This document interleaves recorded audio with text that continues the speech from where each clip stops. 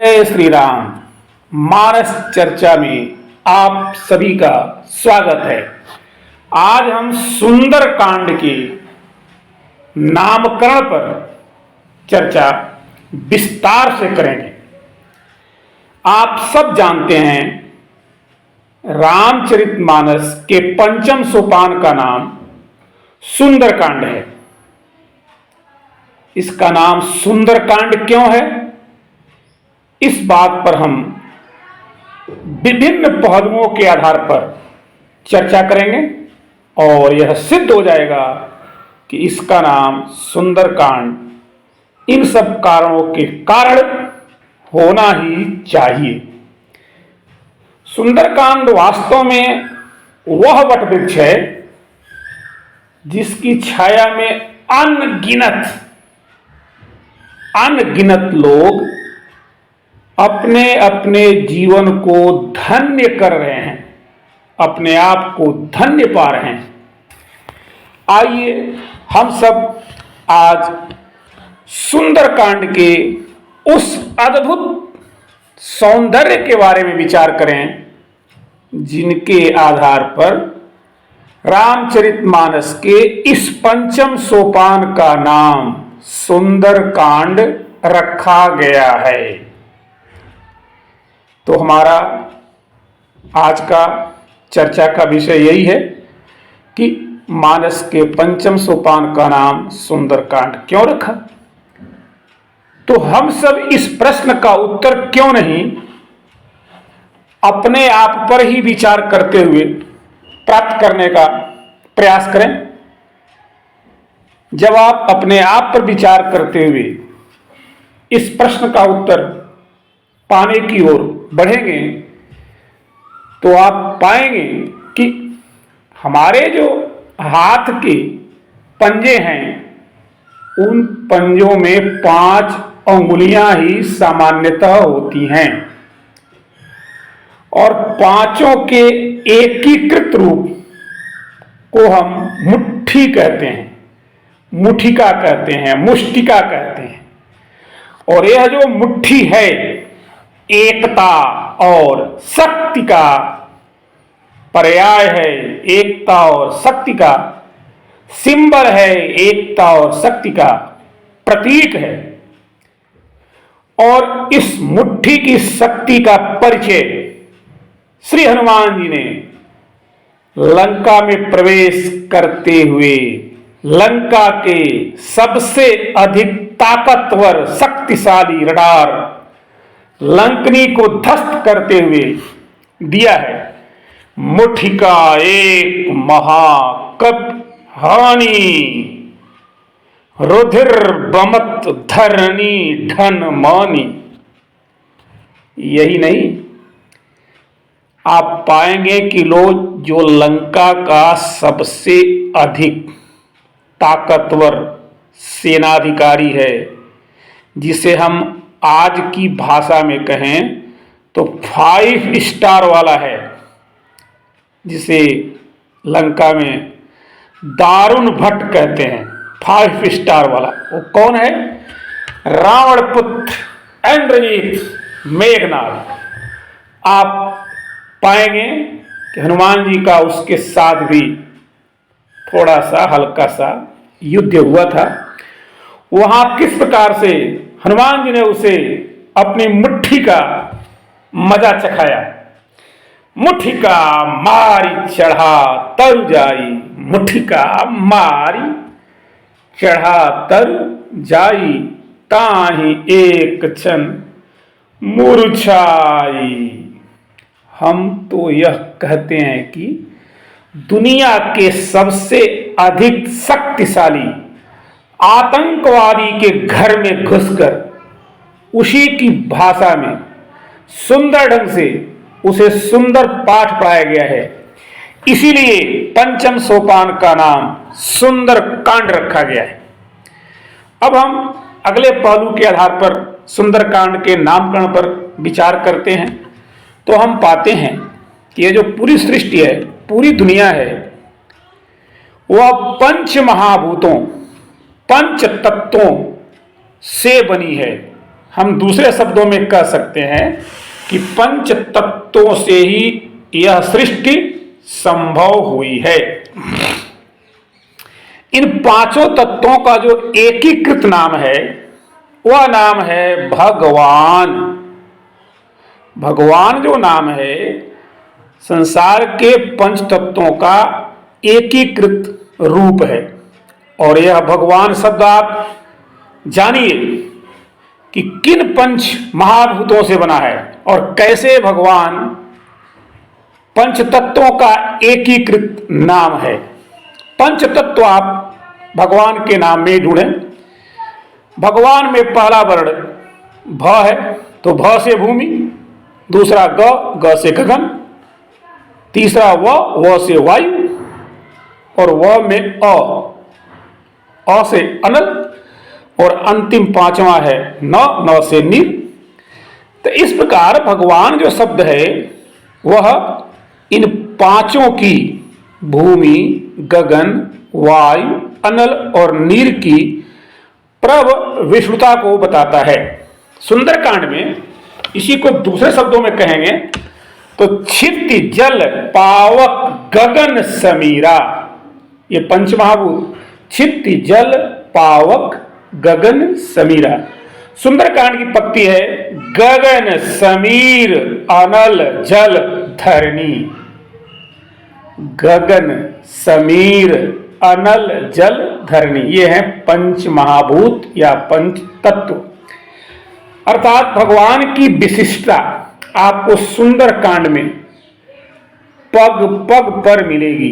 आइए हम सुंदरकांड के सौंदर्य में चार चांद लगाने वाले भगवान के सौंदर्य को क्रम से देखते हैं। जो भगवान का पहला अक्षर है भ से भूमि, हम कहें पृथ्वी, क्षिति, धरणी, कुछ भी कह सकते हैं भूमि के पर्यायवाची। तो वास्तव में यहां पर भूमि का स्पष्ट प्रतीक हमको मिलता है।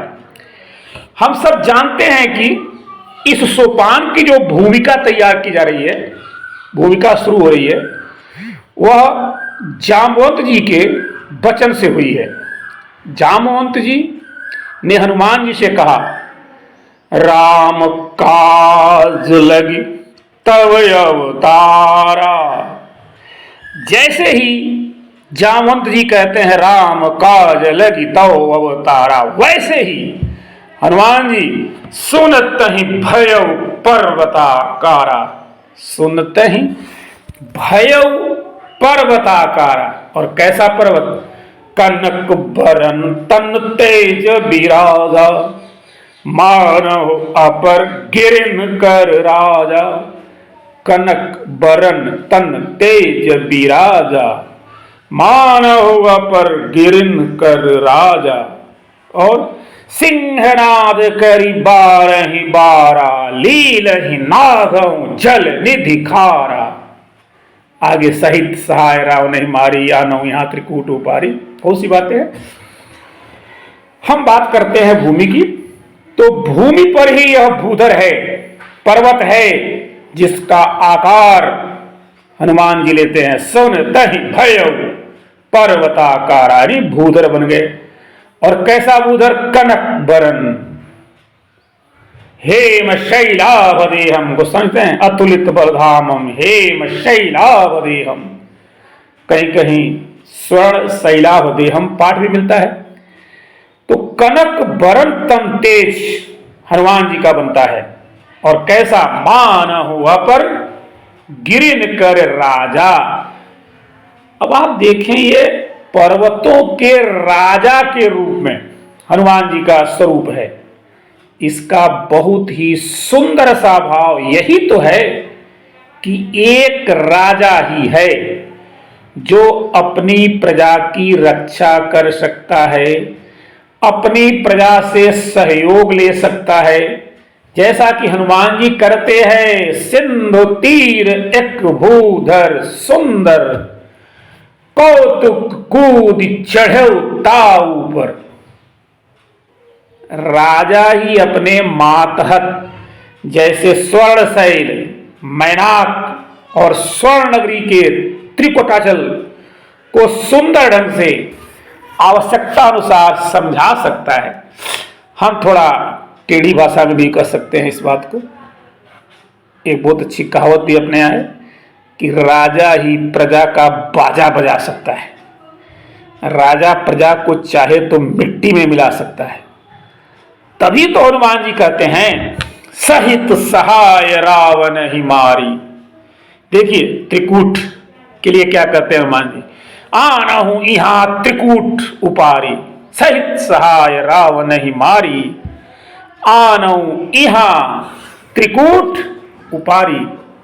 प्रजा का बाजा बजाने वाली बात। इस प्रकार हम पाते हैं कि धरणीधर मैनाक और त्रिकूट दो पर्वत आपको यहां प्रत्यक्ष दिख रहे हैं। त्रिकूट पर्वत की 3 चोटियां हैं, सुबेल, नील और सुंदर। ये तीनों अप्रत्यक्ष हैं, यहां पर इनका नामकरण नहीं हुआ है।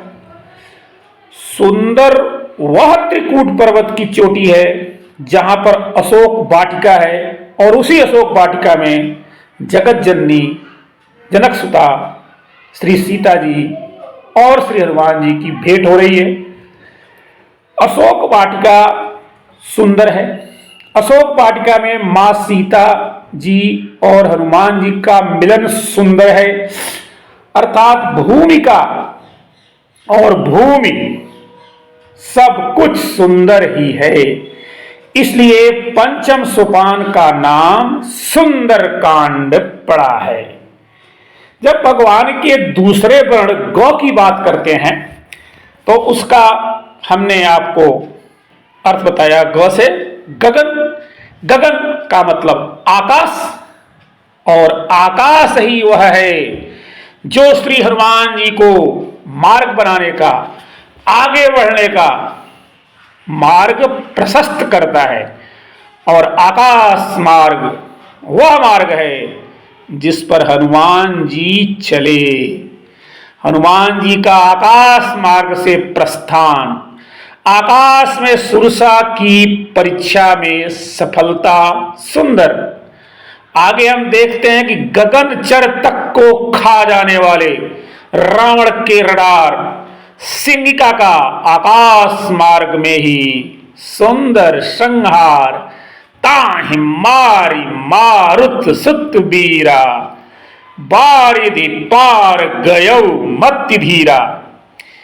इसीलिए इस पंचम सोपान का नाम सुंदर कांड है। जब भगवान के तीसरे वर्ण व की बात आती है तो व से वायु, शमीर, हवा, पवन, मारुत, मारुति नंदन। श्री हनुमान जी के हर सुंदर कार्य में आप पाएंगे कि वायु सुंदरतम भूमिका निभा रहे हैं। आप लंका दहन का दृश्य तो थोड़ा याद कर लें, जहां बहुत ही सुंदर ढंग से गोस्वामी जी ने लिखा, हरि प्रेरित तेहि अवसर, चले मरुत 49, अट्टहास करि गरजा, कपि बढ़ी लाग आकाश। लंका के सुंदर विनाश में वायु का सहयोग अति सुंदर। इसलिए इस पंचम सोपान का नाम सुंदर कांड है। जब हम भगवान के चौथे वर्ण अ की बात करते हैं, जिससे अनल पावक अग्नि बन जाता है, तो आप पाएंगे कि इस कांड में अग्नि का पूर्णतः सुंदर समर्थन और सहयोग है। अब आप पूछेंगे कहां? आप जानते हैं लंका दहन। जब लंका दहन को हम सब देखते हैं, और तो और लंका की जलकर हाल क्या हुई, क्या किसी से छिपा नहीं, सबको मालूम है। लेकिन हमारे हनुमान जी का एक बाल बांका भी नहीं हुआ। क्यों नहीं हुआ? क्योंकि बार बार रघुवीर संभारी। बार बार का मतलब बाल बाल। हनुमान जी के बाल बाल की रक्षा भगवान राम कर रहे हैं। बार बार रघुवीर सम्हारी। यही नहीं, अगर हम अरण्य कांड के इस तथ्य को अगर याद कर लें, जो भगवान श्री राम माता सीता के साथ गुप्त रूप से करते हैं, और माता सीता को कहा उन्होंने, भगवान राम ने, कि तुम पावक महो करहु निवासा, जब लगी करव निशाचर नासा। तुम पावक महो करहु निवासा, तुम मतलब सीता जी, आप अग्नि में निवास करो। तो इस अरण्य कांड की इस कथा से आपको ध्यान हो गया कि सीता जी कहाँ हैं? अग्नि में हैं। तो मां सीता अग्नि में रहकर श्री हनुमान जी की रक्षा कर रही हैं, यानी अग्नि हनुमान जी की रक्षा कर रहे हैं। अग्नि देवता भी हनुमान जी की रक्षा कर रहे हैं, चाहे किसी भी रूप में करें। तो इस भयंकर आग का कार्य भी अति सुंदर, इसीलिए पंचम सोपान सुंदर कांड का नाम सुंदर कांड ही है। पंचम सोपान का नाम सुंदर कांड अति उत्तम है। जब हम भगवान के पांचवें वर्ण की बात करते हैं, 9, जिससे बना नीर, जल, सागर, समुद्र, सिंधु, तो आप पाएंगे कि नीरधि सिंधु का कितना सुंदर सहयोग है इस पूरे सोपान में। इनका वर्णन भी बहुत सुंदर है। सिंधु तीर एक भूधर सुंदर, कौतुक कोदि चढ़े उता ऊपर। और सबसे सुंदर बात यह है कि समुद्र ने बहुत ही सुंदर ढंग से हनुमान जी को पहचान गया और कहता है, जल निधि रघुपति दोत विचारी, तय मैं ना कहो श्रमहारी। जलनिधि सुंदर ढंग से पहचान जाते हैं कि हनुमान जी रघुपति दूत है। तभी तो आकाश मार्ग से जाते समय राक्षसी सिमिका निशिचर एक सिंधु मह रही, करी माया नभ के खग गहई। ऐसी निशिचरी जो महामायावी थी, जो समुद्र के जल को दूषित कर रही थी, उस राक्षसी का सुंदर अंत हुआ। हम सब जानते ही है कि सुंदर कांड का समापन भी सिंधु के प्रकट होने पर ही होता है, जहां सागर लंका विजय का मार्ग प्रशस्त करते हैं और उनका समस्त सागर का भी समस्त कष्ट दूर होता है, तथा सागर समुद्र अपने घर को प्रस्थान करते हैं। यही सुंदर कांड का महत्वपूर्ण भाव भी हमें स्पष्ट ज्ञात हो जाता है। सुंदर कांड की कथा मानव को संसार सागर, संसार रूपी समुद्र से पार उतार देती है। मैं नहीं कह रहा हूं, गोस्वामी जी ने कहा है, आप इन पत्तियों को देखें। सकल सुमंगलदायक रघुनायक गुणगान, सादर सुनहित तरहि भव, सिंधु बिना जल जान। भव सिंधु पार हो जाते हैं हम इस कथा को आदर के साथ सुनते ही। मानव जीवन में सब प्रकार से सुमंगल भरने वाला, मंगल देने वाला इस सुंदर कांड का पाठ, श्रवण, कीर्तन भगवान की संपूर्ण प्रभ विश्वता से युक्त अति सुंदर है। इसीलिए इस पंचम सोपान का नाम सुंदर कांड रखा गया है। मानस के पंचम सोपान का नाम सुंदर कांड रखा गया, इसके अन्य भी कारण हैं। आइए थोड़ा हम इधर भी ध्यान दे लें। इस कांड में वर्णित सब कुछ सुंदर ही सुंदर है। जैसा कि सुंदर कांड में कहे गए इन श्लोकों के द्वारा हम समझ सकते हैं। श्लोक नंबर 1 बहुत ही प्रसिद्ध है सुंदर कांड के बारे में। सुंदरे सुंदरो राम, सुंदरे सुंदरी कथा। सुंदरे सुंदरी सीता, सुंदरे किन्न सुंदरम। दूसरा श्लोक भी बहुत प्रसिद्ध है। सुंदरे सुंदरी सीता, सुंदरे सुंदर कपिः, सुंदरे सुंदरी वार्ता, अतः सुंदर उच्यते। इसलिए इस पंचम कांड, पंचम सोपान का नाम सुंदर कांड रखा गया है। हम बहुत सी बातों को सोचते समझते हैं, लेकिन यह भी ध्यान रखना है कि यह जो सुंदरकांड है रामचरितमानस का वास्तव में दिव्य, सुदिव्य, सर्वश्रेष्ठ अंश है। यह तो पांचवी पुरी है जी। अब आप कहोगे पांचवी पुरी कैसे है? अब पांचवी पुरी है, पांचवा अध्याय है, तो सुंदरकांड नाम पढ़ना ही है। आइए हम इस बात को समझ लेते हैं। हम सब जानते हैं कि हमारे सनातन धर्म में 7 पूरियां बताई गई हैं।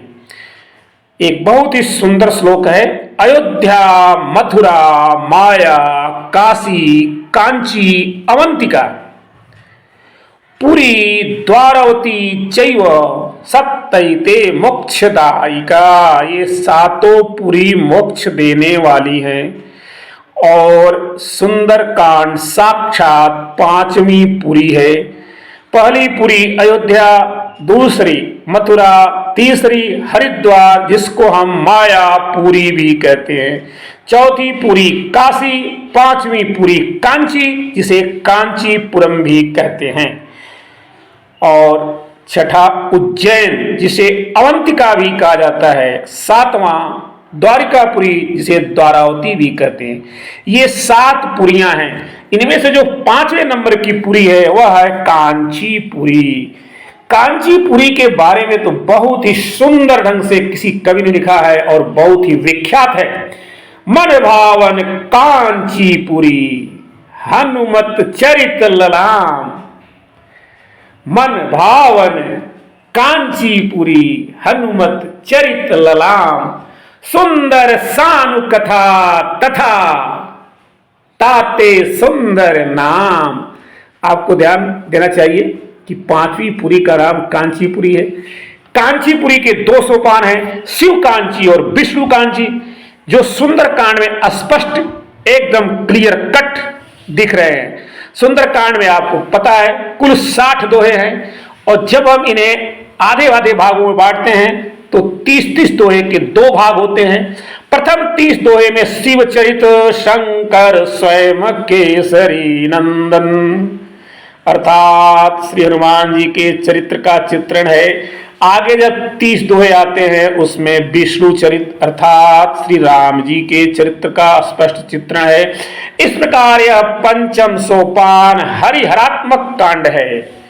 और जहां रामायण महामाला के रत्न श्री हनुमान जी के चरित्र का चित्रण हो वह सुंदर कांड ही तो होगा। इसलिए इस पंचम सोपान का नाम सुंदर कांड ही रखा गया। सुंदर कांड की विशेषताओं के बारे में हमने बताया कि 2 श्लोक बहुत ही प्रसिद्ध हैं। सुंदरे सुंदरी सीता, सुंदरे सुंदर कपिः, सुंदरे सुंदरी वार्ता, अतः सुंदर उच्यते। और दूसरा श्लोक है सुंदरे सुंदरो राम, सुंदरे सुंदरी कथा, सुंदरे सुंदरी सीता, सुंदरे किन्न सुंदरम। यह जो सुंदरतम श्लोक आपने अभी सुना, जब आप इन दोनों श्लोकों पर ध्यान देंगे तो आपको मिलेगा कि पहले श्लोक में सुंदरे सुंदरी सीता, सुंदरे सुंदर कपि, सुंदरे सुंदरी वार्ता, अतः सुंदर उच्यते। यह जो पहला श्लोक है इसमें पहले श्लोक में 7 बार आपको सुंदर शब्द मिलेगा। जब हम दूसरे श्लोक को पढ़ेंगे, सुंदरे सुंदरो राम, सुंदरे सुंदरी कथा, सुंदरे सुंदरी सीता, सुंदरे किन्न सुंदरम, तो इस दूसरे वाले श्लोक में आपको सुंदर शब्द 8 बार मिलेगा। तथा श्री सीता जी का नाम दोनों में आया है। ऐसा क्यों हुआ है क्या 7 बार सुंदर शब्द इस सुंदर कांड में आया, या 8 बार आया, फिर 9 बार आया? ये 7, 8, 9 का चक्कर क्या है? सुंदर कांड में अगर ये आए हैं शब्द, सुंदर शब्द आया है, तो कहां का आया है? पहले आइए हम इस पर विचार करते हैं और फिर पाते हैं कि कैसे इस सुंदर शब्द के कारण भी सुंदर कांड का नाम, सुंदर कांड, पंचम सोपान का नाम सुंदर कांड पड़ा है। आइए हम देखते हैं। गोस्वामी तुलसीदास जी महाराज ने सुंदर कांड की पहली चौपाई की शुरुआत ही बहुत ही सुंदर ढंग से, सुंदर वचनों से किया। जामवंत के वचन सुहाए, सुनि हनुमंत हृदय अति भाए,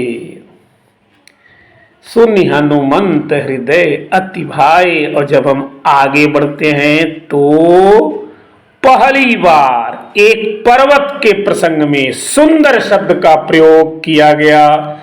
सिंधु तीर एक भूधर सुंदर, कौतुक को दी चढ़े उता ऊपर। पहली बार सुंदर शब्द का प्रयोग। दूसरी बार जब हनुमान जी लंकापुरी में प्रवेश करते हैं, वहां का चित्रण करते हुए सुंदर शब्द का सुंदर प्रयोग।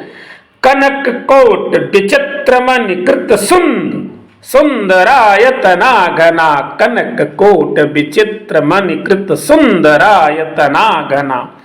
चौहट्ट हट्ट सुबट्ट बीथी, चारुपुर बहुविधि बना।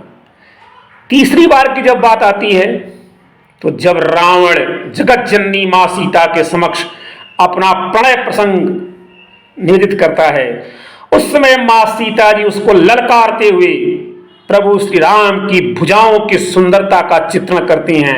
श्याम सरोज दाम सम सुंदर, प्रभु भुज कर कर सम दस कंधर। श्याम सरोज दाम सम सुंदर।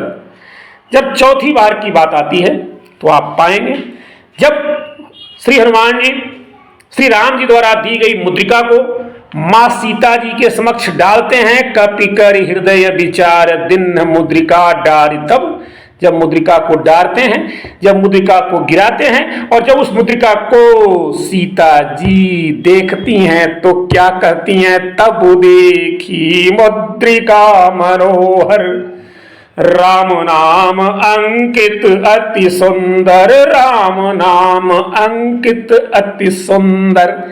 यह है सुंदरे सुंदरो राम। पांचवी बार जब श्री सीता जी से श्री हनुमान जी अजर अमर गुण निधि सुत होहु, करहु बहुत रघुनायक छोहु का आशीर्वाद प्राप्त कर लेते हैं, तब उनसे माता सीता जी से हनुमान जी अनुमति मांगते हैं कि मां मुझे बहुत भूख लगी है, अगर आप अनुमति दे दें तो मैं अशोक वाटिका से कुछ फल खा लूं। सुनहो मां तुमोहि अतिशय भूखा। और भूख लगी क्यों? लागी देख सुंदर फल रूखा। सुंदर फल रूखा। आगे छठी बार जब श्री राम जी और श्री हनुमान जी की कथा को भगवान शंकर मां पार्वती को सुना रहे हैं, तथा सुनाते सुनाते प्रभु भगवान शंकर महादेव इतने मगन हो जाते हैं, इतने मगन हो जाते हैं कि वो बोल पड़ते हैं, सावधान मन करी पुनि शंकर, लागे कहन कथा अति सुंदर।